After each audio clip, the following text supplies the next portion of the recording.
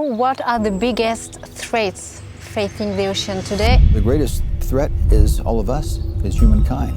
Yet we are also the solution. What gives you hope for the future?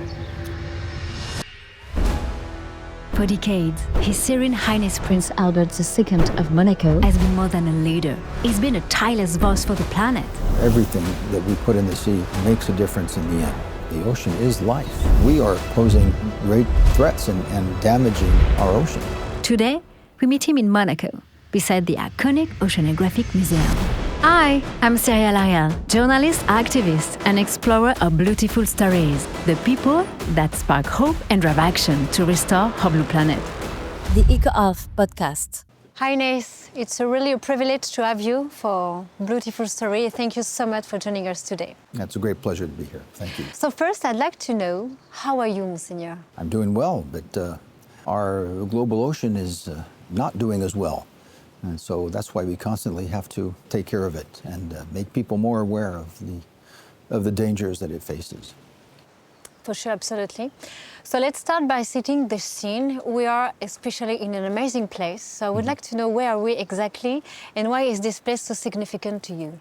We are in the Jardin Saint-Martin, the St. Martin Gardens here on the rock, and it's a wonderful place to visit when you're in Monaco. A lot of our visitors really love to stroll through these gardens, and it's on different, we're at the lowest level of the garden, so we're the closest to the Mediterranean Sea. It's a very peaceful place and a place of where I don't come as often as I'd like to, but where it's a great place to be in nature and to look at the beautiful blue Mediterranean and to gaze at it and to get lost in thoughts. Yeah, we're so lucky to be here, especially with you for this special interview. So we all know that you always had a special connection, a special relationship with nature, maybe deeply rooted in your family history and in your personal journey. So could you share more information, details about this connection means to you? As you know, and as you can well imagine, it's deeply rooted in our family history. Of course, the first person that comes to mind is Prince Albert I, but the connection to the sea was way before that. We're different ancestors that some were admirals, a lot of them were navigators, and the principality, has always been turned toward the sea and always was close to the sea in many ways, and in economic terms, but also later on, and as the years moved on more toward conservation. And of course, there's a great legacy, and we're just a few meters away from the Oceanographic Museum, which is a great legacy of my great-great-grandfather, Prince Albert I. But then also my parents and my father was very, loved the sea and loved to navigate. We had some great family vacations on different yachts that my father had, and touring around the Mediterranean and Italy and Corsica and Spain. And so from a very early age, my sisters and I were introduced to the wonders of To the blue world. to the blue world, and to learn to appreciate it and learn to observe it. I think that's the first step, is to look for things and try to understand what's happening below water, and to never lose that sense of amazement and wonder. So you talk about observation. So regarding the ocean, do you remember your first dive? When was it and who was with you? Well, there were initiation dives in pools and different things like that. But there was one dive not too far from here in the Bay of Villefranche. But the most significant dive for me was off of Perth, Australia. It wasn't exactly on the Barrier Reef, but it was on the outer part of the Bay of Perth in Western Australia. And so it wasn't a very deep dive. It was, maybe 7 or 8 meters. And what about your sensation? Well, it was exciting and scary also, because in Australia, you always think of seeing different creatures, of maybe crocodile, shark, I don't know. But we didn't see any crocodiles nor sharks. But we saw some wonderful groupers and different other tropical fish. But it was a wonderful experience. And then I went on to not only dive again in the Mediterranean, but then go to the Red Sea and different incredible places around the world. So globally, because you're an expert in scuba diving, what do you feel globally underwater? Is it a sense of freedom, peace, or something much deeper? It's a sense of freedom. Yes, you're diving with people and with the buddy, and yes, you have a dive master and a leader who is supposed to take you where you're supposed to go, but you're free to look around and to, veer off a little bit from the group and observe different things. And everybody sees different things when they're on a dive. Even if you're in a small group, everybody has a different experience. And it's very calming too. There's a sense of safety, security, but there's a sense of being at ease and being in close contact with life underwater. As someone who carries very important responsibilities, life can be intense. Mm-hmm. What do you do when you feel overwhelmed or sometimes in a bad mood? Well, it's linked to where we are right now, but you can have different observation points in Monaco. But when you're on a boat, you're looking at the sea and you're very close to it. But even from a place like this, or even from a mountaintop, and sometimes when we have a property that's right above Monaco and on the Montagel, and it's pretty close to 700 meters in altitude. But even then, I really take time to look at the sea, to look what's out there, and it's an endless source of amazement, but also soothing and calming to look at the sea. So do you say that the ocean could help you to find balance, to find peace, to heal maybe? I think, what they say that for terrestrial ecosystems, and when you look at greenery and green spaces, that's very calming. But you can say that also about the ocean, that looking at those vast blue expanses, it makes you look far, and it is very, very comforting and very soothing. You've been a tireless advocate for marine conservation. Mm-hmm. You founded the Prince Albert II of Monaco Foundation in 2006, which has done remarkable work, especially for ocean preservation. What did your personal experiences with the sea shape your vision for this mission?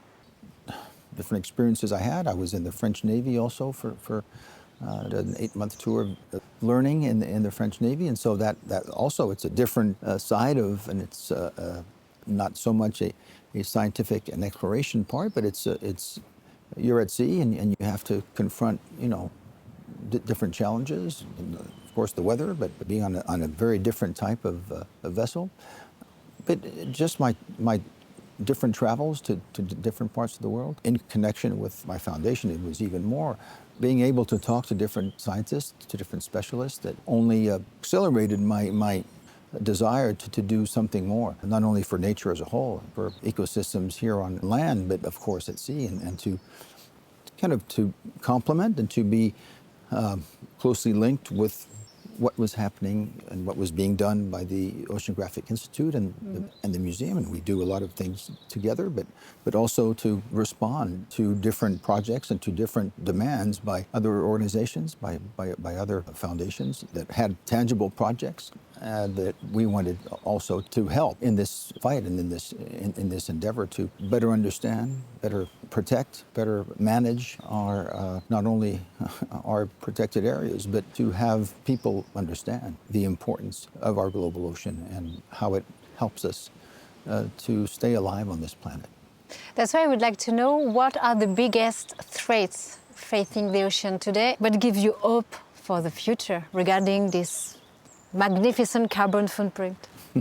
Well, the greatest threat is all of us as humankind, and our avidity to grab all the resources we can everywhere, land, but at sea. So we are posing great threats and damaging our ocean. Yet we are also the solution.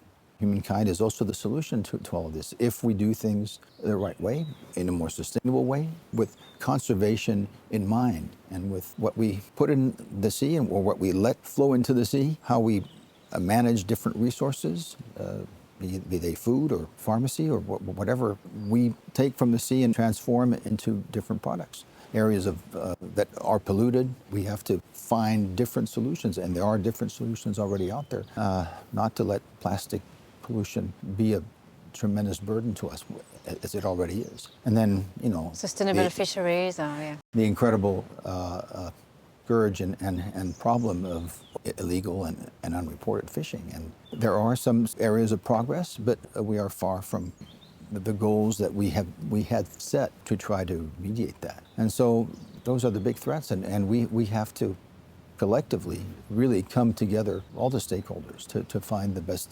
solutions for all these problems. About the ocean, what are your expectations from the UNOC 3, the third United Nations Ocean Conference? Well, I think it comes at a pivotal moment where, of course, there is a lot of uncertainty in the world on the geopolitical side and on, different fronts where you see different international negotiations not always going the right way. And so we really have to take advantage of this conference to make sure that ocean-related issues stay on the agenda and stay on the top of the agenda, despite all the other problems and all the other uncertainties in the world. We have to make sure that message from Monaco first, because we are hosting, as you know, the Blue Economy and Finance Forum just before the start of the UNOC conference, but make sure that the messages from Monaco and from Nice can be heard around the world and can make us focus on these issues in a more regular way and in a more tangible way and in a more approachable way for those who doubt or those who haven't addressed these issues yet. But we really have to show that we are united on this front. How does the Principality support scientific research and innovation related to marine conservation, climate and plastic pollution? Okay, through different entities, such as the Oceanographic Museum, such as the Monaco Scientific Center, such as the different international organizations that have offices in Monaco, like International Atomic Energy Agency, the International Hydrographic Organization, and of course my foundation.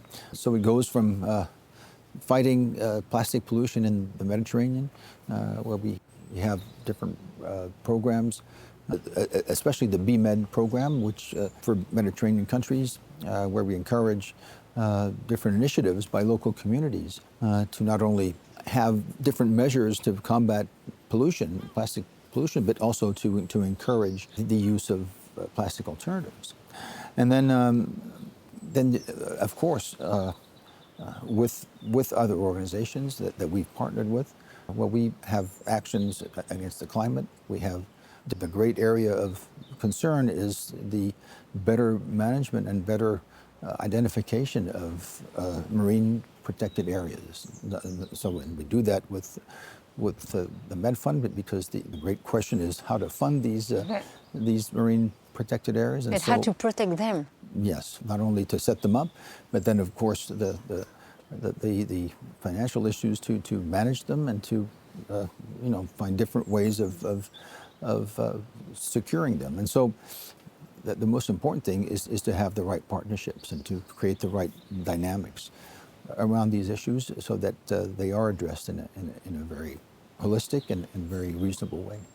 And now if you had to describe, Monseigneur, the ocean in one word, what would it be and why? I would say the ocean is so fascinating because it has in its heart and such richness and such amazing features, not only the biodiversity that it harbors, but the endless possibilities of discovery. And then when you know that it helps us breathe and it helps sustain us. The ocean is, I equate it to life. The ocean is life. Thank goodness that it is there to help us. And we must not underestimate its capabilities and what it brings to us. And on the contrary, we have to protect it even more. And that's what we have to try to have people understand, that it's not an endless big water. Big expanses of water that where you can dump everything in there and it doesn't make any difference. Everything that we put in the sea that is not supposed to be there makes a difference in the end. And it's a living world. Yeah, it's a living organism, and it's humbling to think that, first of all, that we can go in it and be amazed by it, and it's so vast and so, but yet so fragile. Finally, Bluetiful Story is all about sharing the power of the ocean to inspire, to heal, and to transform lives. So what is the most beautiful lesson that the ocean has ever taught you? To respect the sea, to respect the ocean, but to never cease to be amazed by it, and to continue to help it and to admire it, and to make it a part of our lives. This is a surprise. So Thank let you. me know. What did you find inside? I Oh! found the toy shark. Yeah. So what does this flesh mean to you, Monseigneur? Flush means that, Baby shark. yes. It means that this is a wonderful reminder of our connection to the ocean, and that this is one of the greatest living creatures in the ocean. That yes, it is a predator, but it's there for a purpose. We are inflicting a lot of harm on sharks, and if we understand that, there's a great misunderstanding, I think, on sharks, that we have to learn to live with them, but we have to learn to respect them, and they have a very important role to play in the ocean, to manage. They're the great managers of different ecosystems. Everything is in balance. They've been around for 400 million 400 years, years, yeah. and they've survived 5 mass extinctions. Let's make sure that they survive the looming mass extinction that's ahead of us. And so we have to make sure that they stay around and that they stay healthy, and that their population doesn't diminish too much. Otherwise, we will also be in trouble.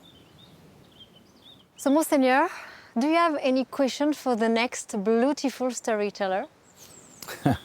challenging one. The next question, I think, for the next Bluetiful storyteller is the question that we have to ask ourselves every day. What can we do today or every day for the ocean? How can we help? You know, because there's always, the challenges are always there, and will be there for a long time. And so every day is important. So what can we do today? But what can we do tomorrow? And what can we do next week or next month or next year to help the ocean and to help it thrive and be healthy? Do you want to find out the special message of His Highness? Check our ECOALF Instagram page. Thanks so much for watching. If this story moved you, don't forget to like, share and subscribe for more Bluetiful stories. The ocean has many more voices to reveal, and we'd love to have you with us on this journey. See you soon, underwater.